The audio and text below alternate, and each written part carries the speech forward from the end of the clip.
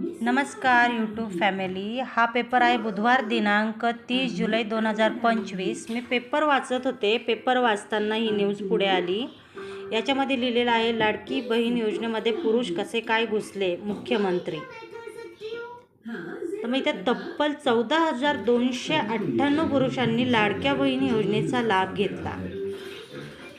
मला म्हणायचं असं काहीच नाही आहे, पण जर तुम्ही म्हणताय की जर ज्या महिलेला सरकारी जॉब आहे किंवा जिचा नवरा सरकारी जॉबला आहे ते महिला ह्याचा लाभ घेऊ शकत नाही, तर मग हा लाभ ही माणसं घेऊ शकतात का? तब्बल वर्ष होत आलेलं आहे हे लाडकी बहीण योजना चालू आहे। तुम्ही ही गरजू महिलांसाठी केलेली आहे। मग ह्याच्यामध्ये हे पुरुष कसे काय घुसले? तुमची पडताळणी कमी पडली का कुठे? आणि ह्याच्यात माझं काही चुकलं असेल तर प्लीज तुम्ही ते कमेंटमध्ये पण सांगा। आणि मला तुम्हाला ही विनंती आहे की तुम्ही हे जास्तीत जास्त शेअर करा। धन्यवाद।